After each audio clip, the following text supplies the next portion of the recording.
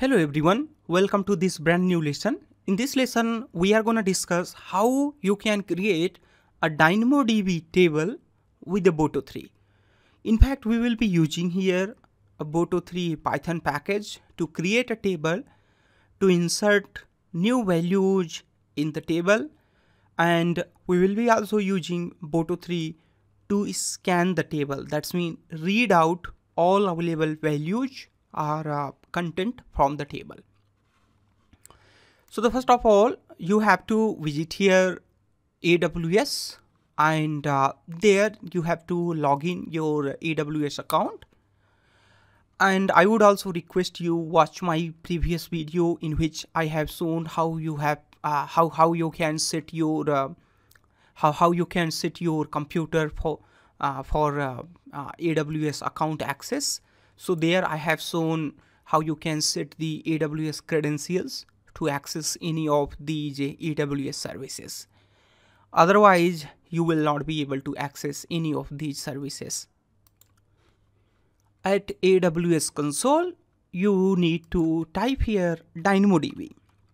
Alright, so you will get this. DynamoDB is a NoSQL database. Alright. So you might have heard about the MySQL. MySQL is a relational database and DynamoDB is NoSQL. That means this is non-relational database. And DynamoDB is pretty much flexible and its performance is quite high. So we can use this DynamoDB for our purpose. Although you can use any database which whatever you want. And you can select here the number of tables which is available in your AWS account. And currently we don't have any table here. That is why this table field is empty here. All right. So we'll be doing here a Boto3. For a Boto3, you have to first import here Boto3. All right. Thereafter, we have to get here a service resource of DynamoDB. So we have here DynamoDB is equal to Boto3. Sorry, it's a Boto3. Instead of writing it DynamoDB, yeah, that's okay, perhaps. Boto3 dot resource. You type there RE and press there a tab in your button. You will be getting like this. Resource there. I'm gonna get here this DynamoDB. So with this, what we get here, this DynamoDB, then we are going to create a table. But before we create a table, I'm going to show you how you can check by this programming how many tables are present in your AWS account. So that you can do something like this, DynamoDB dot tables dot all. And if you print that one, let me zoom in a little. I think otherwise it is okay at this level.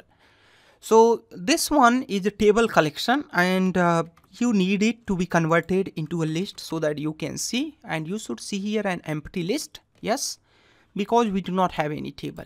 Later at this stage of this video, I'll show you when we create a new table, we will be getting here table name, which we will be having here. So let's go ahead and see how we can create the table.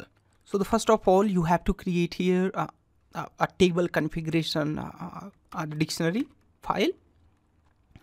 So the table is equal to, it's like this, DynamoDB dot create table, and sorry, this is not dictionary there. All right, now we have to pass some configuration file here. So the first of all, I have to say here what is going to be the table name here. So the table name is KGP Talkie. Thereafter, it asks about here the key schema which we are going to use inside this table. And this key schema takes a first dictionary. This is list out dictionary. That's mean attribute name which we are going to use here.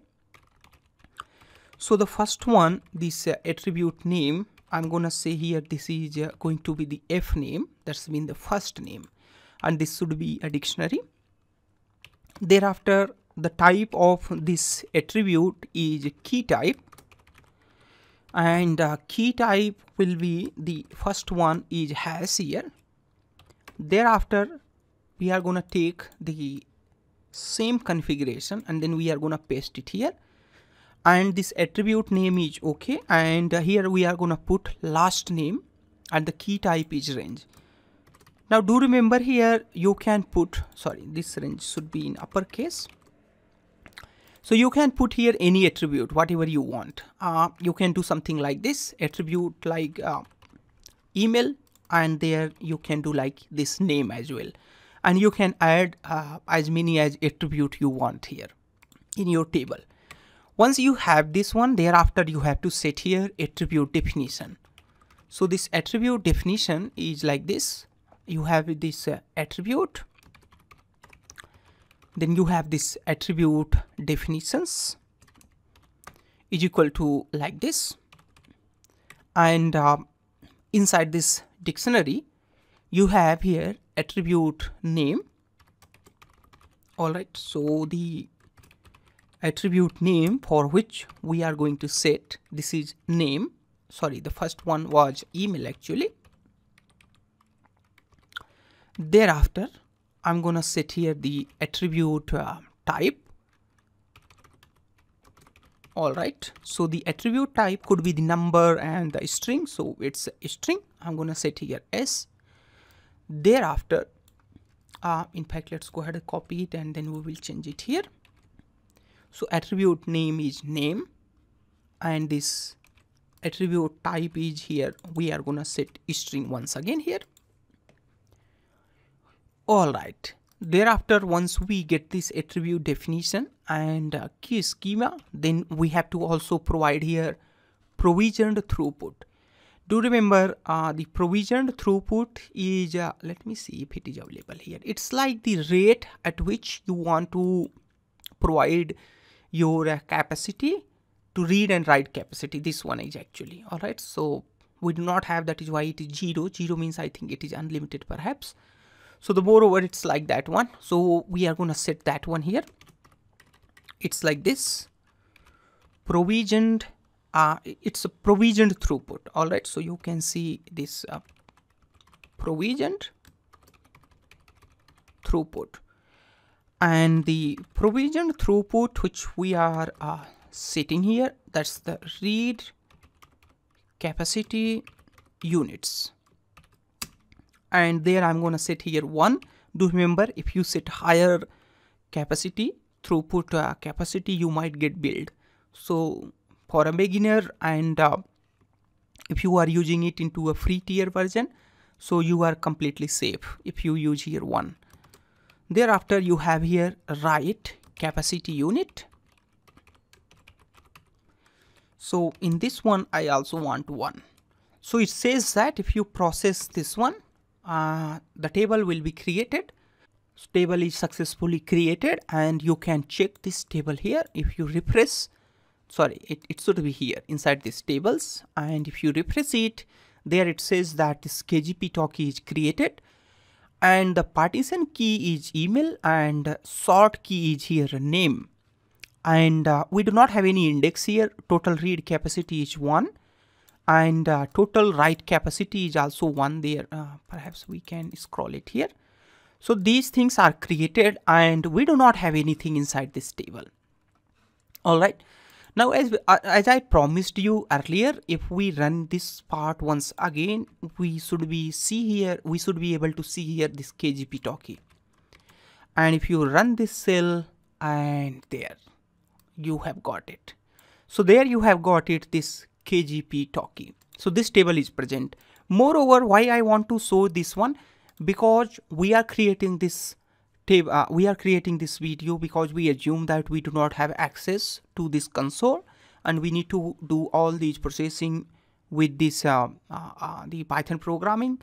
So you might not have the access, and you should be able to get all these information from here itself.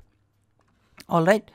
Superb. So you have got how you can do these things. Now let's go ahead and see how we can insert the table. Sorry, how we can insert the item inside table. So it's like insert item. We do not have anything currently inside this one. and we should be able to see here these item once we insert item inside the table. It's a pretty much simple. It says that if you notice we had got here this table. All right, so we are gonna simply see here. We are gonna simply say here the table dot put item. But suppose that let me create a scenario. In the scenario, you have something like this. Let's say if you recreate this table once again, you will be getting error because this table is already present. And in that case, you will not be able to get this table. Then how would you get this table?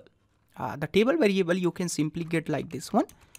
Table is equal to DynamoDB dot table, and then you have to provide here the name of the table which you want, and there I provide here this KGP Talkie. So with this you will be getting this table. Then you can simply write put item, and inside this I have to provide the item is equal to, and inside this item this is going to be a dictionary and the key value pair. So this one is a key and the value of this key will be the value of course. So the first of all I'm gonna say here the name is KGP Talkie, and thereafter we have here the email, and email I'm providing here the info@kgptalkie.com. Let's go ahead and run this. Once you run this, we will be seeing here HTTP status code 200. That's mean it is successfully processed. And if you refresh it, you should be able to see this information, this email and name is coming along. And let's say if you want to put here another the item, and let's say you want to put here let's say my name Lakshmikant, and you have to change this email address, because if you process this one, so what it will do, this email is a primary key, and if you refresh it, you should see there we have got this name and the email. So for the same email we are having name KGP Talkie and Lakshmikant, because these, if anything is different in these two, those will be inserted here. Otherwise, if those are same, like let's say if you run it again, now this is a 10, now you will not see here a 3 item, because the 2 item is already present there, and the value which we inserted the second time, that is the duplicate, that's mean it is overwritten this information. All right, superb. So this is how you can insert the item inside your table. Now you have reached at the stage where you want to read the table. So how you can read this table? To read this table, it is pretty much simple. You have to simply do like this, table dot scan, and thereafter you will be getting here all the item. So these are the item, and these information, once you get that, even you can do like this one. Let's say you store it inside this response. Then you print this response, and from the response you can get these items like this. So these are the item. You can also get the count as well. Perhaps it's written like this. No, it's not that one. Let me see. If you type there resp, we are not able to see this one. Let's go ahead and run this one, and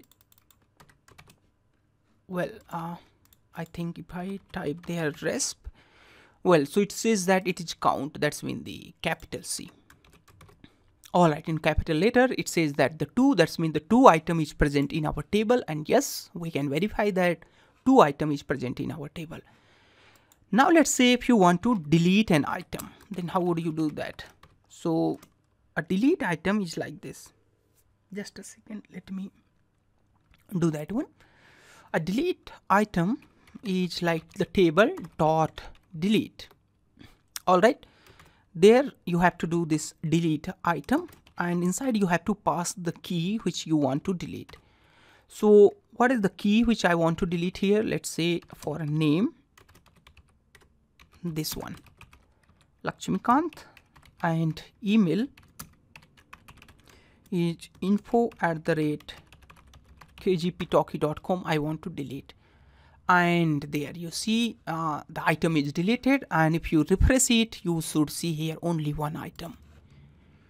All right, perfect. Now this is the one way to do this. Now suppose that if you want to do a batch write, so we have been writing the content in our table one by one, but suppose that if you have a millions of items, then how would you insert that? Definitely you can insert those items by using a for loop, but that is not recommended way, because whenever you use a for loop to insert these one by one these item, then those are definitely gonna eat up your the throughput. So the best way to do it with a batch size. So what is the batch size? Let me tell you the batch write. Actually, you can do the batch read write anything whatever you want. So it's batch write. In the batch write, you can do simply like this one, with table dot batch writer as batch. Now you can add here multiple queries, multiple items in a single go, and those will not cost you these read write throughput. So I think you should be able to see here something like this. The capacity somewhere we should be able to see. Let's say perhaps on this matrix. Okay, so these are set at 1. So these are units per second, and read capacity something like this one. Latency, so this says that the latency, scan latency, etc.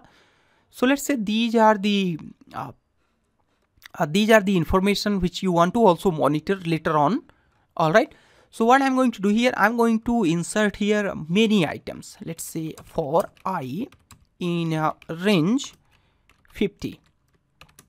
All right, in that I'm gonna say here batch dot put item. All right, so it's a simple batch dot put item, and inside that I'm gonna create here a new dictionary like this. Items is equal to like this. Name is equal to user stri. All right, so we have here the email. Thereafter, this email I'm gonna say for all the people as kgptalkie.com. So you might be wondering that why I did that, because I do not have all those items, and definitely then if I don't have, then I cannot put these names and emails. So the moreover, the logic is here that if you want to rewrite here the multiple items, if you want to put here the multiple items, then something should be the different, like these name and email. If these will be always the same, then the same item will be inserted here. All right, let's go ahead and run it. It says that this one is unexpected key. Okay, this should be the item perhaps. All right, so the item is inserted in the table, and if you refresh it, you see there the many item has been these items has been placed here. All right, but the one thing you notice here, these items are just placed here, and these items are written into a batch. That is why these are not coming into a sequence, and these are coming in any order, and it is happening because these are being done into a batch size. And if you click on this metric, and if you see this, you can also change these things here. And after this metric, you should see here a spike, and yes, there is a spike because we were writing there 50 items in the batch size. All right, super. So this is how you can do a batch write. In the same way, you can also do a read. And finally, in this lesson, I'm going to show you how you can do a query.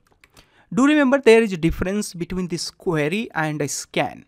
A scan is, this read table is actually we are doing with a scan. A scan will automatically get all the items from this table, but the query will get only those items which you will specify. So it's like this one. Let's say if you say here the table dot query, and in that you have to pass here a key condition expression. All right, so it's like this one, key condition expression. All right, that is equal to key. So which key we are going to get here? And in the key, I'm saying here a name, where the key is name, and that is equal to, let's say, this KGP Talkie. All right, so it will return those name, and it says that name key is not defined. All right, so if key is not defined, we have to import it. So from Boto3 dot DynamoDB dot conditions import key. Let's go ahead and execute this one. So this says that, I think we have got something else here. All right, so it says that our main key is here email, and we should actually say here this email. And if we pass here this one, we will not get any item because there is no email which matches this one. But if you say here this info@kgptalkie.com, then you should be able to get all the item which matches the email info@kgptalkie.com. And suppose that if you have here the many items which have various other type of the email, then with this process you will be only able to access only those items which will match this string. Otherwise, if you want to read all the item, you can do this scan. So that's the basic difference with the scan and the query. In a query, you have to specify which key you want to read. In a scan, you don't need to specify anything. It will by default naturally read all these items from the table.